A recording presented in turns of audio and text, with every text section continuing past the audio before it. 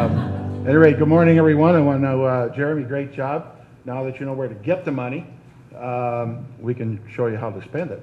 And thank to Bakke Norman for giving me this opportunity. Again, my name is Simma Flottemesch. I'm with Simma Flottemesch Orenstein. I may need help up here with.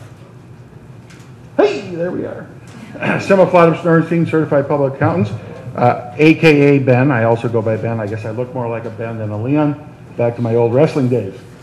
Today we're talking a little bit about business valuation, and just so you all know, this is a bean counter's perspective. Okay, so I'm going to try to give you some basic concepts this morning in a minimum amount of time, and remember where it's coming from. Guys, there are thousands of books out there that you can read. You can spend a lifetime doing it. There's a host of experts that you can talk to. And of course, each and every one of you business owners have rare and unusual and unique circumstances, and I'd love to talk to you about them because trust me, I've heard a lot. This morning we're going to cover some basic concepts to wake you up and get you thinking, hopefully make you take some action to start the process. So one of the first things you need to kind of think about if you're considering buying or selling a business, we're going to focus more on somebody buying your business. You kind of got to define who your target is. You don't just wait around and wait for somebody to come knocking on your door. The reason for this is in my world, there's kind of two basic types of buyers. I'm going to try to simplify this. One of them is a buyer, what I refer to as a financial buyer. This is a person that's going to put money into the pool and they expect ROI, or they expect a return on investment. The other kind of buyer is kind of a strategic buyer.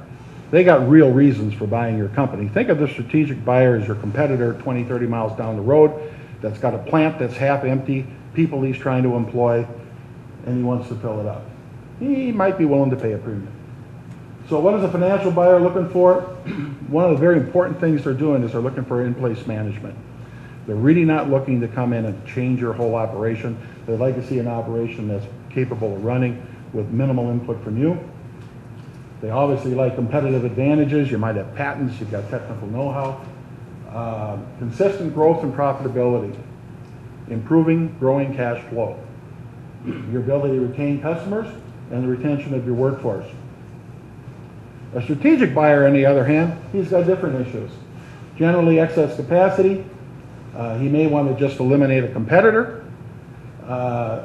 He's going to want to be really concerned about his ability or her ability to retain your customers and whether they can do what you do. You might have some specific technical know-how that needs to be transferred.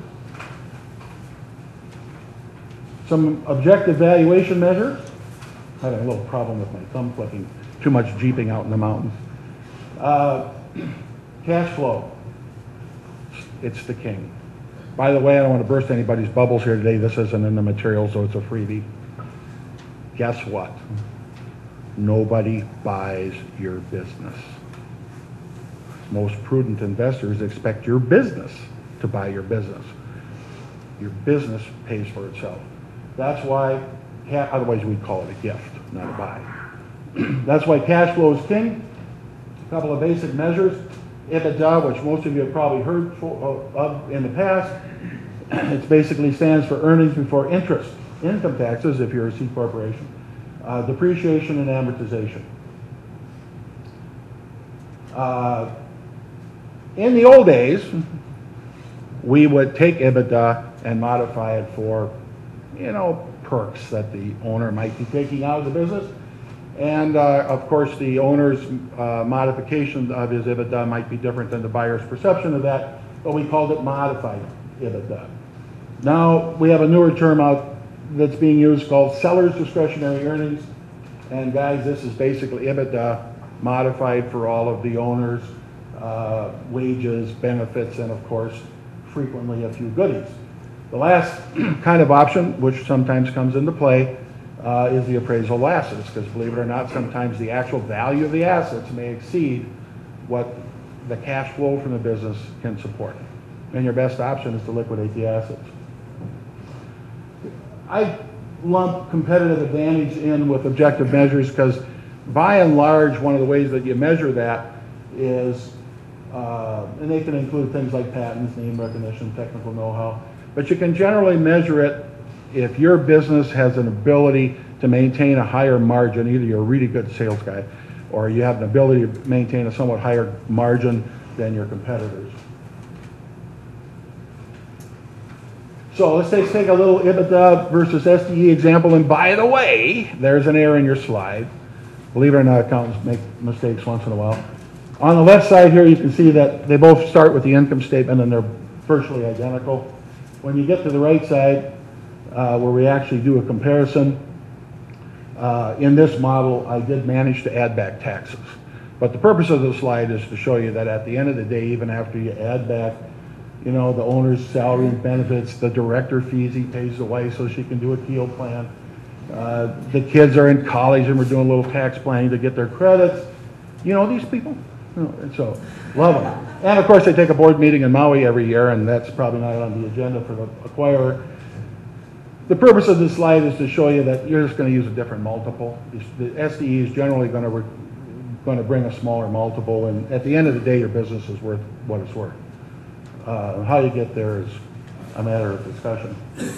Some quick subjective valuation ability of your management team. It's pretty hard to value that, but somebody's going to be making an assessment of them. Customer loyalty, stability of your employee base, the condition and adequacy of your facility. If you're already busting out of the seams and your building is part of the package, and so they not only have to buy your old building, but they got to put an addition on or buy a new building, that could impact the purchase price. On the other hand, if your building is 10 times as big as you need and it's half or it's substantially vacant, that could also affect it. So how do you start this process? Number one, you're going to define and prioritize your objectives. Guys, you have to be brutally honest with yourselves. Brutally honest with yourself. There's no right or wrong answers when you come up with objectives. You might say, I want all my employees to continue their jobs. I want the culture of the business to stay the same. I want my customers to not even know I'm gone. That's okay. It may impact the price, but it's okay. Once you come up with those objectives, you need to write them down, you need to memorialize them, and you need to prioritize them. And believe it or not, you want to share them with your advisors, whoever your advisor team is, your attorneys, your accountants, your financial planner, your wife, your husband, maybe your parents. You share them with those advisors. Why is that important? Well, these are the roadmap you're going to follow when you evaluate a deal. Any deal that you evaluate, you want to go back and determine whether it's meeting your priorities in the order that you've established. So if you come up and the deal accomplishes 4, 5, and 6, but it doesn't hit 2 and 3, you might want to think about it. And believe it or not, the job of your advisors is to bring your focus back to those memorialized objectives and make sure that you're accomplishing what you wanted to accomplish. Doesn't mean you can't change down the road, but at least you ought to know why you're changing. A couple of quick transaction types. There's the stock sale. That's what every seller ever wanted. Why? Under the current tax law, it gives them a capital gains rate, which is better, far better here than across the river in Minnesota, but still better. Unfortunately, there's no step-up in basis for the buyer, which generally results in reduced cash flow from the buyer's perspective. Sellers frequently view it as far less complicated, in contrast to their buyer's attorneys, because it's no different than buying 100 shares of 3M. The asset sale, that's typically what every buyer wants. Just the opposite reason. They're going to get a step up in basis, they're going to get more depreciation, amortization of goodwill. It's going to result in improved after-tax cash flow. The buyer is going to generally perceive it as having less risk, and it actually may, in some cases, substantially reduce exposure to product liabilities and related insurance costs. One more quickie, if you're an S corporation, there's a Section 338H10 for lack of a very oversimplified explanation of that, is that it is a stock sale that is taxed as an asset sale. And that's what every accountant wants, because it's complicated. We love it. All right. Financing. Cash may create no enemies, but zero down GI, it generally gets you a higher price. Any deal that you do, you need to evaluate your risk. There's always going to be risk, and you better expect to have some. Most buyers today, if they're buying a business, they expect you to have some skin in the game. They like the ability to hold your feet to the fire if they need to get your attention. And believe it or not, you guys actually probably know something about running your business, and you probably got some pretty good ideas. Otherwise, you wouldn't have got where you are. The players, you always got to remember, there's really three parties to every deal. There's the buyer, the seller, and their uncle. There he is. Now, there's a pie. If one of those players gets a bigger chunk, somebody's going to get less. You guys think about who you might want that somebody to be. It's up to you. Okay, this is one of my favorite sayings. You always have other options. Does that look familiar to anybody? Yeah. You always have other options. Okay? Be open to them. You know, so many entrepreneurs say, no, this is what I'm going to do. Well, think about something else. It might open your eyes. The important thing is when you evaluate an option is you've got to understand not only how it impacts you, but how it impacts the other party as well. Your financial advisor, your attorney should be able to help you understand that. And then when you understand that, you can come to some reasonable sharing of the newfound wealth. So we talked a little bit about defining targets. I'm just going to reiterate this. Maybe. There we go. Financing or a financial cash flow buyer versus a strategic buyer. How do you do it? Well, start building a sustainable management team. You might want to try to increase your sales with your normal margin. You might just want to increase your margin and keep your sales the same. Somehow try to increase your customer loyalty, competitive advantage. You know, a little deal like this, you know, it increases customer loyalty, right? You want to try to control costs, but remember, you got to have a focus on sustainable growth. As examples here, if your current sales cost is $50,000 in the year of the transaction, but your 5-year average over the last few years has been $300,000, somebody might just notice that. And if the buyer's people notice that, it's going to reduce the credibility of your financials, because they think that you're window dressing or staging the business for sale. And you can do a little of that, but not a lot. So with a strategic buyer, you know, if you think of them as a competitor, you got to picture in your mind what they're looking for. They're looking for sales. Maybe they're looking for facility. They're looking for technical know-how. They're going to take your operations and generally move it into their facility. And so they're really not too concerned about what your selling general administrative costs are. They don't really care what you're paying your attorney or what you're paying your accountant, which is never enough, by the way. But Tom, you can give me the $5 later. They don't really care about those things, because what they care about is your sales, your cost of manufacturing, and they're going to modify that to fit their model. Here's something to think about. If you want to increase your cash flow from a sale, remember you built that management team now. So picture, if you will.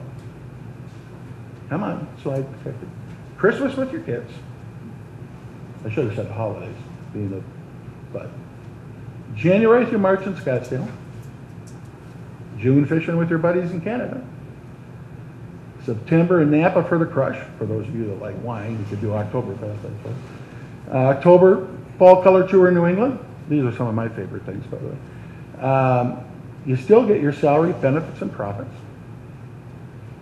Your management team probably calls you once a month or so just to kind of make you feel needed. And let's just presume that your management team only manages to maintain the cash flow because God only knows they couldn't do better than you. Okay? Assuming a 4x multiple, you just increased your cash flow by 25%, and you had a good time. Not so bad. Think about it. I actually have a friend back home, took over his dad's business out of bankruptcy, turned it around. He's probably 56. This is his model. He's heading for Arizona in December. He said, this year, I'm not coming back to the 1st of May. No, however, current tax rates are no guarantee of future cash rates or tax rates. So now, where does this come into play? If you're thinking of selling your business 5 years down the road, 10 years down the road, you know, current rates aren't a big deal. If you're thinking of selling your business this year or next year, you might want to think about accelerating it. Because depending on the clarity of your crystal ball, we don't really know what's going to happen. Planning. It's never too early to start. Planning's not always fun. It takes time and energy. There's usually cost involved. It requires some teamwork. Get the right people on your team. Ben Franklin made a comment about the certainty of death and taxes. We've all heard that comment. He forgot the part that at some point in time, you will transition your business. Believe it or not, it will happen. Your question that you need to deal with is, do you want to participate in the process? You have the opportunity now. 5 years from now, maybe not. Okay, so I'm trying to wrap this up quick. In closing, in the words of Mr. Whitney, better known as Larry the Cable Guy, get her done. Now, if you have some real technical questions regarding valuations, one of my associates, Sean Simma, is also a certified valuation analyst. I funnel all the really complicated questions to him. I, on the other hand, I got permission from Ms. Phil. Have a more general experience. I grew up on a farm. My dad wasn't a real educated man. He made it to 2nd grade, and that was in German. But you learn a lot. He left me a lot of good ideas, and I remember sorting seeds and stuff in the spring of the year, because back in the old days we used to do that. And I was taking a little too long at the process, and he said, you know, if it takes you till July to pick out those bean seeds and plant them, you're not going to get much of a harvest. So think about it. Get the process going, guys. All right. Thank you.